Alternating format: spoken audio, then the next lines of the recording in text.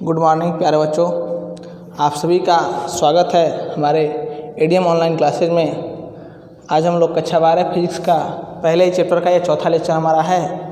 तीसरे लेक्चर में हम लोग वैद्युत क्षेत्र की तीव्रता तक पढ़ चुके थे। उसी के आगे का जो हमारा टॉपिक है, किसी बिंदु आवेश के कारण वैद्युत क्षेत्र की तीव्रता, किसी बिंदु आवेश के कारण वैद्युत क्षेत्र की तीव्रता, इसके बारे में आज हम लोग चर्चा करेंगे। आइए शुरुआत यहीं से करते हैं। चलिए, तो जैसे हम लोगों ने पढ़ा था तीसरे लेक्चर में कि वैद्युत क्षेत्र की तीव्रता क्या होती है। किसी आवेश को जब हम अनंत से वैद्युत क्षेत्र के अंदर लाते हैं तो वैद्युत क्षेत्र उस पर एक बल लगाता है। उस बल के विपरीत हम लोग उसको लाते हैं, तो वहाँ पे लाने में तो वैद्युत क्षेत्र की तीव्रता जो थी उसके लिए सूत्र मिला था E=F/Q। अनंत से किसी आवेश को वैद्युत क्षेत्र के अंदर लाने में फार्मूला मिला था E=F/Q। Q0 हम इसे कहते थे, यहाँ Q0 क्या था जी, अनंत से वैद्युत क्षेत्र के अंदर आवेश को ला रहे थे। ठीक, आइए अब हम देखते हैं किसी बिंदु आवेश का। जैसे मान लो कोई बिंदु आवेश है तो जाहिर सी बात है उसका चारों तरफ उसका वैद्युत क्षेत्र होगा। अब अनंत से किसी अन्य आवेश को उस वैद्युत क्षेत्र के अंदर लाने में हमें उस किसी बिंदु पर उस बिंदु की वैद्युत क्षेत्र की तीव्रता ज्ञात करनी है। आइए देखिए, यह एक +Q आवेश है, +Q आवेश है बिंदुओं पर। अब यहाँ से एक बिंदु r दूरी पर, यहाँ से r दूरी पर एक बिंदु P स्थित है, r दूरी पर एक बिंदु P स्थित है। अब हमें क्या करना है, इसी बिंदु पर इस आवेश के कारण इसी बिंदु पर वैद्युत क्षेत्र की तीव्रता की गणना करनी है। तो कैसे करेंगे, इसके लिए मानते हैं कि एक अन्य आवेश +Q0 अनंत से इस बिंदु पर लाया जा रहा है, अनंत से इस बिंदु पर लाया जा रहा है। तो यह अभी प्लस आवेश, यह अभी प्लस आवेश, तो यह इस पे बल लगाएगा और बल कैसा होगा, प्रतिकर्षण बल। यह इसको दूर भगाएगा तो यह बल की दिशा इधर होगी, इधर होगी ना जी, बल की दिशा किधर होगी, इधर होगी। तो यहीं पे हमें क्या करना है, इस आवेश के कारण इस बिंदु पर वैद्युत क्षेत्र की तीव्रता की गणना करनी है। इसके लिए हमने माना कि बिंदु पर एक अन्य आवेश +Q0 है, इस पर इसके द्वारा लगाया गया बल F है। तो कूलाम के नियम से हम देखें, कूलाम के नियम से, कूलाम के नियम से क्या होता है जी, दो आवेशों के मध्य लगने वाला बल F=1/4πε0 Q1 Q2/r² था ना। तो Q1 का जवाब क्या है, Q है, Q2 का जवाब क्या है, Q0 है, अपान दूरी तो r² होगा ही, इतना न्यूटन। ठीक है ना, कोई दिक्कत, बात समझ में आ गई। यह हमारा कूलाम के नियम से मिला। F=1/4πε0 Q1 Q2/r² होता था। Q1 के जगह पे Q है, Q0 के जगह पे हमारा Q2 के जगह पे Q0 है, इसके बीच की दूरी r है। यही बल जो F दिखाई दे रहा है ना, इधर लग रहा है, यही बल का मान वहाँ पे निकला है। ठीक है, अब वैद्युत क्षेत्र की तीव्रता की परिभाषा से देखते हैं। वैद्युत क्षेत्र की तीव्रता से परिभाषा से, वैद्युत क्षेत्र की तीव्रता की परिभाषा से तो अनंत से जिस आवेश को हम लेके आते हैं वैद्युत क्षेत्र के अंदर, उस पर जो बल लगता है, उस बल तथा उस आवेश के अनुपात को ही वैद्युत क्षेत्र की तीव्रता कहते हैं। पिछले यानी कि लेक्चर 3 में हमने ये बताया था। E बराबर होता है F/ आवेश Q। ठीक ना, तो यहाँ पे कौन सा आवेश ला रहे हैं, Q0 ला रहे हैं ना, तो क्या हो जाएगा, Q0 हो जाएगा। ठीक है ना। अब F का ये वाला मान, F का यहाँ पुट कर दें, तो F का मान रखने पर, F का मान रखने पर क्या मिल रहा है हमको, E बराबर, F का मान रखिए 1/4πε0 Q0/r²। और नीचे क्या हुआ जी, नीचे Q0 है ना, तो Q0 से Q0 कट गया, तो क्या बचा हमारा, दिस इम्प्लाई दैट E बराबर 1/4πε0 Q/r²। देखिए, इस Q0 को हमने माना था कि बिंदु P पर है, तो सूत्र में कहीं आया नहीं आया, तो ये सूत्र जो मिल गया वह Q आवेश के कारण r दूरी पर बिंदु P पर वैद्युत क्षेत्र की तीव्रता के लिए सूत्र मिल गया। ये होता है इसका मात्रक न्यूटन प्रति कूलाम।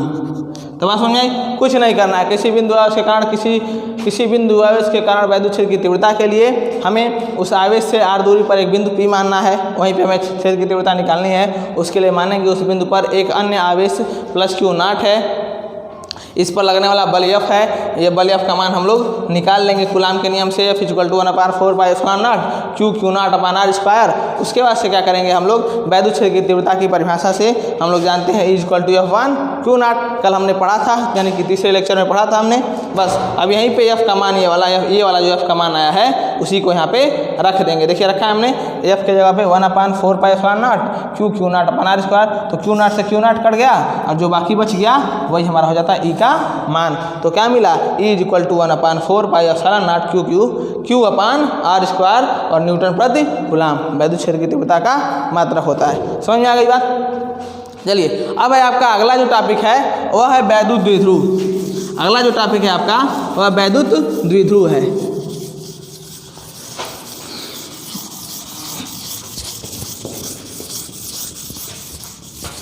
हाँ, तो अगला टॉपिक आपका है वैद्युत द्विध्रुव। आइए देखते हैं वैद्युत द्विध्रुव क्या है। वैद्युत द्विध्रुव तथा वैद्युत द्विध्रुव का आघूर्ण, वैद्युत द्विध्रुव का आवेश, द्विध्रुव का आघूर्ण, वैद्युत द्विध्रुव तथा वैद्युत द्विध्रुव का आघूर्ण। यहाँ पे हम लोग कर सकते हैं। देखिए वैद्युत द्विध्रुव क्या होता है, द्विध्रुव, ध्रुव का मतलब दो सिराएं, ध्रुव का मतलब सिराएं और द्वि का मतलब दो सिराएं, ठीक है ना। तो आइए देखते हैं वैद्युत द्विध्रुव। तो यहाँ पे वैद्युत है ना, तो जाहिर सी बात है आवेश होंगे। क्या होंगे, आवेश। तो वैद्युत द्विध्रुव की परिभाषा इस प्रकार दी जाती है कि वैद्युत द्विध्रुव एक प्रकार का ऐसा निकाय है या वह निकाय है जिसमें दो समान परंतु विपरीत चिन्ह वाले आवेश अल्प दूरी पर एक दूसरे से विद्यमान होते हैं। देखिए इस प्रकार से मान लेते हैं, या कोई इस प्रकार से हमारा एक छड़ है, ठीक है ना जी।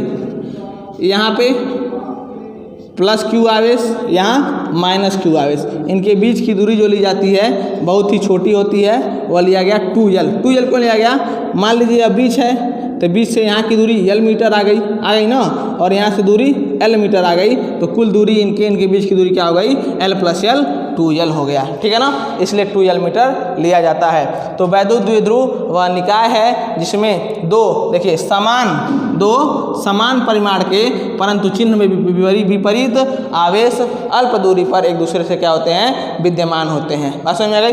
ये हमारा वैद्युत द्विध्रुव था। अब आता है वैद्युत द्विध्रुव का आघूर्ण। आघूर्ण क्या होता है, तो दोनों आवेश की जो मात्रा होती है ना, दोनों आवेश की मात्रा Q है, ये तो प्लस आवेश माइनस आवेश चिन्ह लगाया है ना, तो वैद्युत द्विध्रुव का जो आघूर्ण होता है उसे प्रदर्शित करते हैं P से, ठीक है ना। तो वैद्युत द्विध्रुव का आघूर्ण, वैद्युत द्विध्रुव का आघूर्ण बराबर किसी एक आवेश का परिमाण, एक आवेश का परिमाण का मतलब कि चिन्ह सहित न हो, सिर्फ और सिर्फ ये Q लिखा जाए, प्लस और माइनस न लिखा जाए, अगुणे इनके बीच की, दोनों आवेशों के बीच की दूरी, दोनों आवेशों के बीच की दूरी, ठीक है ना। किसी एक आवेश का परिमाण गुणे दोनों आवेशों के बीच की दूरी वैद्युत द्विध्रुव के आघूर्ण को P से प्रदर्शित करते हैं। तो किसी एक आवेश पे परिमाण कितना है जी, Q है, ठीक ना। Q इस पर भी है, Q इस पर भी है, प्लस वाले पे प्लस लगाएंगे, माइनस वाले पे माइनस लगाएंगे। हमें वैद्युत द्विध्रुव के आघूर्ण में प्लस माइनस नहीं लेना है, गुणे इनके बीच की दूरी कितनी है जी, 2l मीटर है। कितनी है, 2l। तो यहाँ लिख देंगे 2l, तो मिल जाएगा P = 2ql। यही होता है वैद्युत द्विध्रुव का आघूर्ण। यही क्या होता है, वैद्युत द्विध्रुव का आघूर्ण। बात समझ में आ गई। ऐसा हम क्या कर सकते हैं कि वैद्युत द्विध्रुव का आघूर्ण एक सदिश राशि है। क्या है जी, सदिश राशि है। हाँ, जिसकी दिशा अक्ष के अनुदिश होती है, अक्ष के अनुदिश। देखो अब वैद्युत द्विध्रुव का आघूर्ण जो है ना, इसकी दिशा किधर होगी, प्लस से माइनस की तरफ। इधर, सॉरी गलत बोल गया, माइनस से प्लस की तरफ। ये माइनस है, ये प्लस है, तो इससे इधर की तरफ। आपके नोट में लिखवाया गया होगा तो इसको माइनस किया गया होगा, इसको प्लस किया गया होगा, तो किधर हो जाएगा जी, प्लस से माइनस की तरफ, अक्ष के अनुदिश प्लस से माइनस की तरफ। यह होता है वैद्युत द्विध्रुव के आघूर्ण की दिशा होती है, किधर से, माइनस से प्लस की तरफ। बात समझ में आ गई ना। चलिए, तो ये हमारा वैद्युत द्विध्रुव था और ये वैद्युत द्विध्रुव का आघूर्ण था। अब हम लोग समझेंगे, पढ़ेंगे कि वैद्युत द्विध्रुव के आघूर्ण, वैद्युत द्विध्रुव क्या गुण है ना, मिल गया हमें।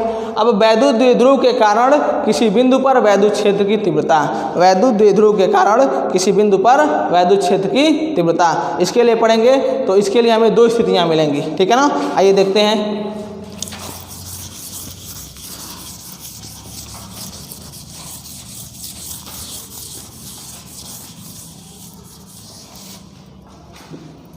पढ़ते हैं हम लोग। वैद्युत द्विध्रुव के कारण किसी बिंदु पर वैद्युत क्षेत्र की तीव्रता, वैद्युत क्षेत्र की तीव्रता, वैद्युत क्षेत्र की तीव्रता, वैद्युत द्विध्रुव के कारण किसी बिंदु पर वैद्युत क्षेत्र की तीव्रता, इसके लिए क्या करेंगे देखिए। तो यहाँ पे अब वैद्युत द्विध्रुव हमारा यही था,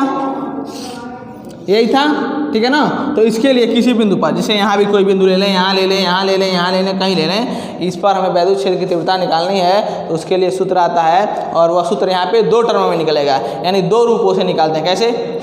एक हमारा वैद्युत क्षेत्र है, सॉरी वैद्युत द्विध्रुव है, तो वैद्युत द्विध्रुव के अक्ष में ये इसका अक्ष होगा, ये इसका अक्ष होगा, इसके अक्ष में कोई बिंदु यहाँ पे स्थित है, इसके अक्ष में कोई बिंदु यहाँ स्थित है P, और यहाँ पर वैद्युत क्षेत्र की तीव्रता हमें निकालनी है, ठीक है ना। वैद्युत द्विध्रुव के अक्ष में स्थित किसी बिंदु पर वैद्युत क्षेत्र की तीव्रता निकालनी है, इसको हम कहते हैं पहला कंडीशन, और इसका नाम होता है कि वैद्युत द्विध्रुव के अक्षीय स्थिति में, वैद्युत द्विध्रुव के अक्षीय स्थिति में वैद्युत क्षेत्र की तीव्रता के लिए सूत्र, ठीक है ना।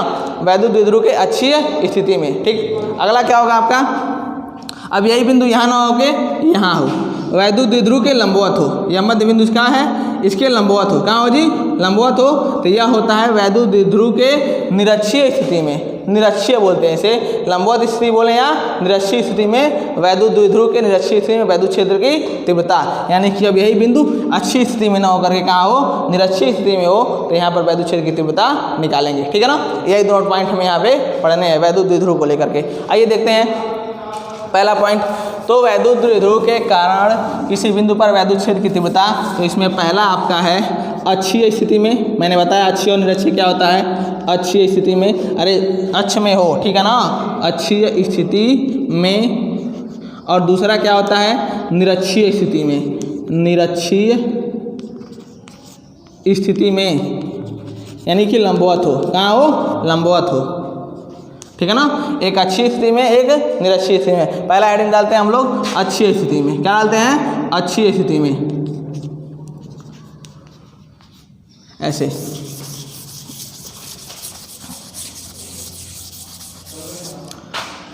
वैद्युत द्विध्रुव की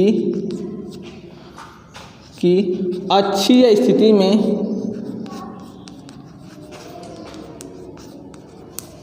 किसी बिंदु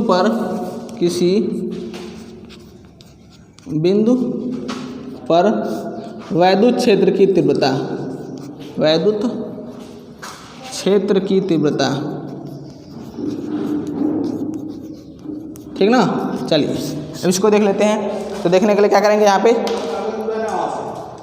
हाँ ये लेते हैं एक वैद्युत द्विध्रुव, ये हमारा वैद्युत द्विध्रुव हो गया, ठीक है ना जी, ये हमारा वैद्युत द्विध्रुव हो गया, इधर प्लस आवेश इधर माइनस आवेश, बीच का हमारा ये बिंदु हमारा O हो गया, O ले लेते हैं, ठीक ना। यहाँ से यहाँ की दूरी, अरे भाई Q और Q के बीच की दूरी क्या होती है जी 2L, तो आधे से क्या होगी L होगी, यहाँ पूरी दूरी या पूरी दूरी 2L है, तो यह दूरी आधी L, यह L, तभी तो 2L हुआ, यहाँ से यहाँ की दूरी क्या है हमारी L है, ठीक है ना।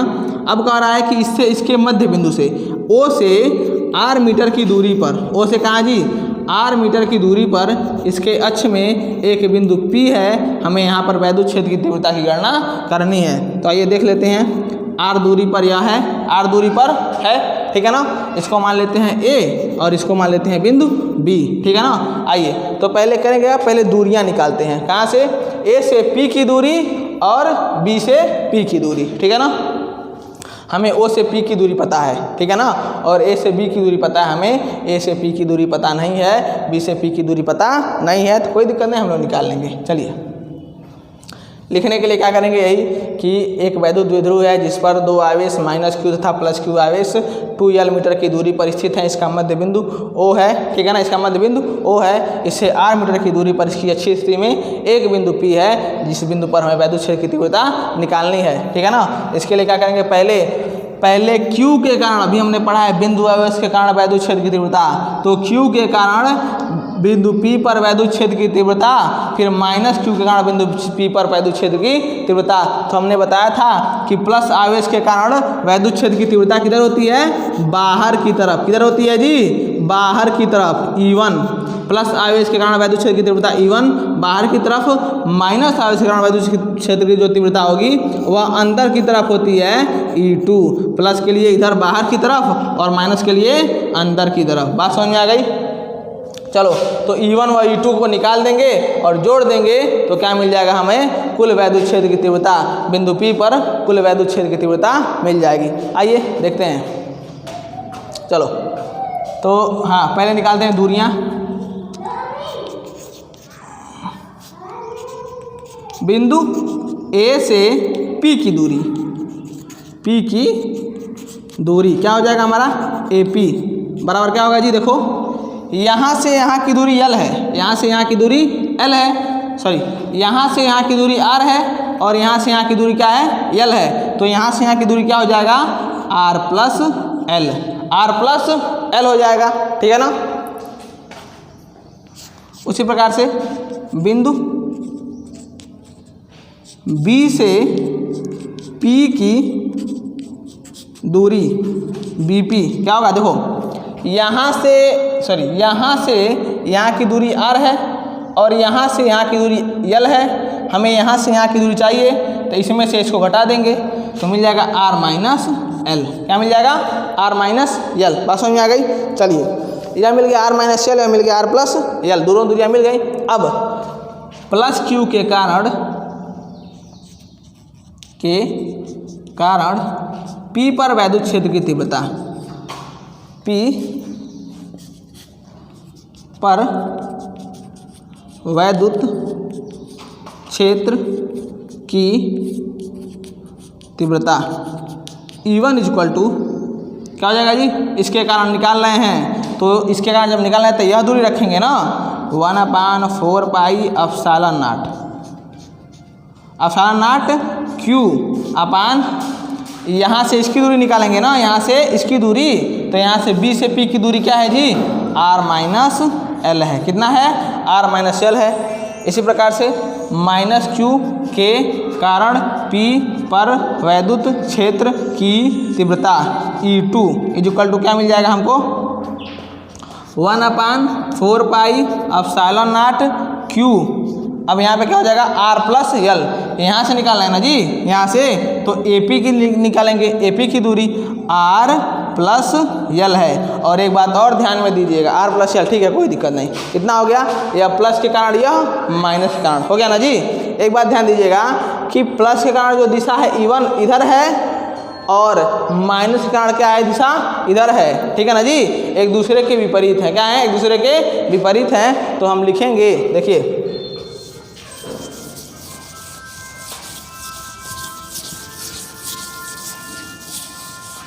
हम लिखेंगे कि अतः, ऐसे लिखेंगे, चूंकि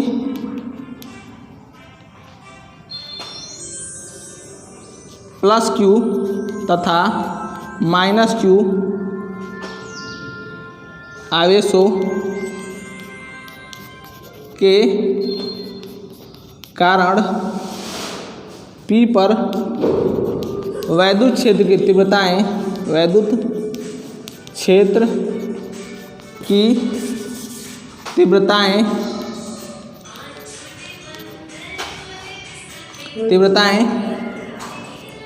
एक दूसरे के विपरीत हैं, दिशा में एक दूसरे के विपरीत हैं, दिशा में एक दूसरे के विपरीत हैं। क्या है जी, विपरीत हैं अतः P पर परिणामी यानी कुल वैद्युत क्षेत्र की तीव्रता, परिणामी वैद्युत क्षेत्र की तीव्रता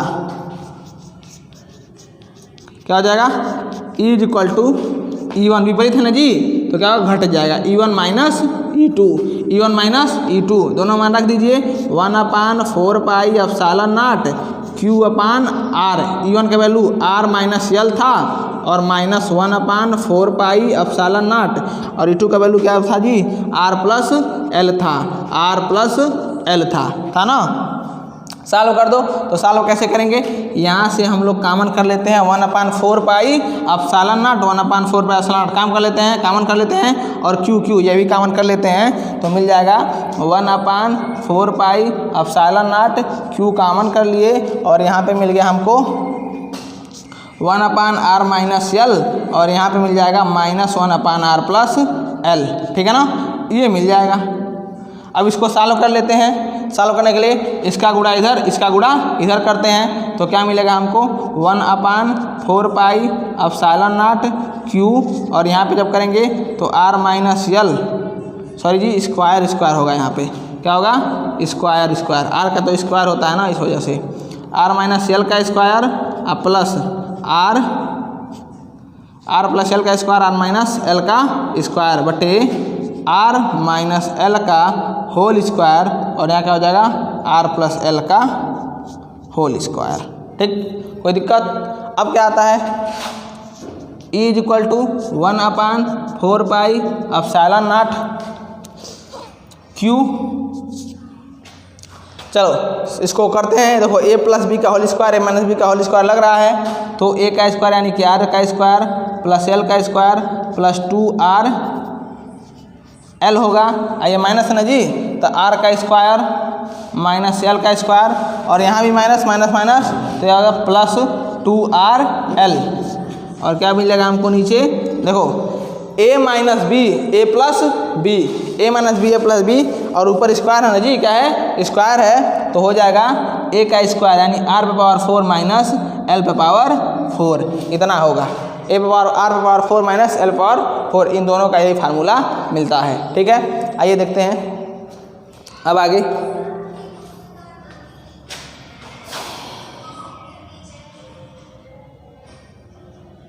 सॉरी इतना नहीं होगा, R का स्क्वायर माइनस L का स्क्वायर का होल स्क्वायर, ठीक है। अब आइए आगे देखते हैं, कितना मिटा दें, चलो ये मिटा देते हैं।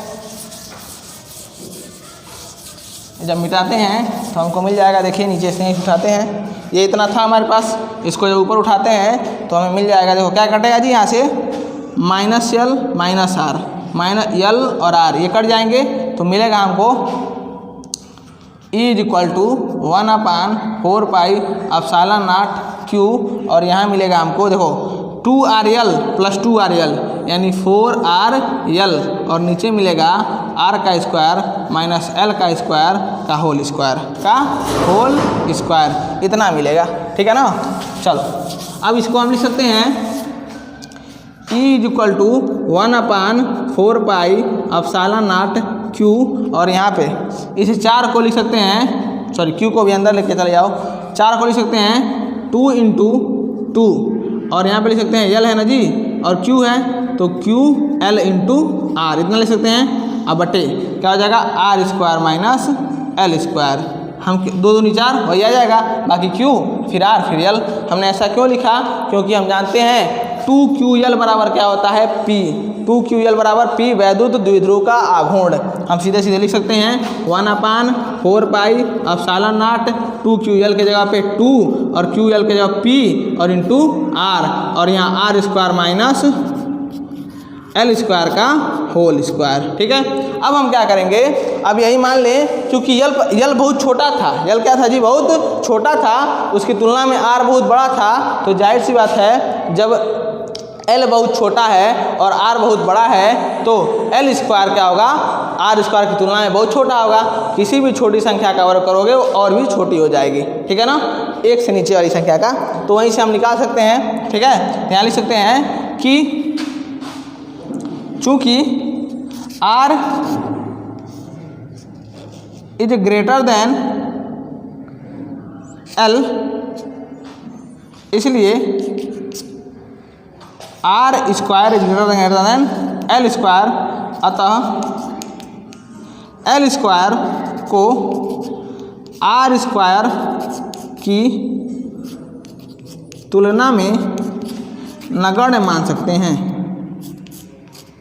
नगण्य मान सकते हैं।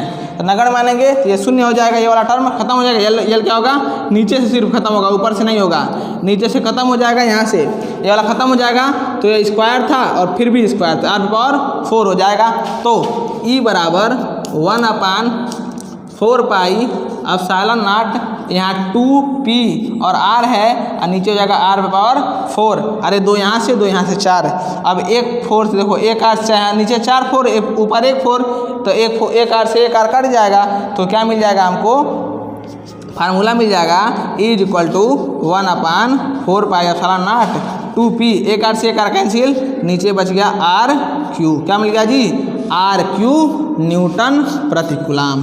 क्या मिल गया, वैद्युत द्विध्रुव की अच्छी स्थिति में किसी बिंदु पर वैद्युत क्षेत्र की तीव्रता निकालने के लिए हम क्या करते हैं, तो उसके लिए हमने माना पूरा वैद्युत द्विध्रुव, इसकी अच्छी स्थिति में बिंदु P पर इसकी अच्छी स्थिति में एक बिंदु P है r मीटर की दूरी पर, उसके लिए हमने वैद्युत क्षेत्र की तीव्रता को पहले अलग अलग, पहले Q आवेश के कारण निकाला, फिर माइनस के कारण निकाला और फिर दोनों को जोड़ दिया।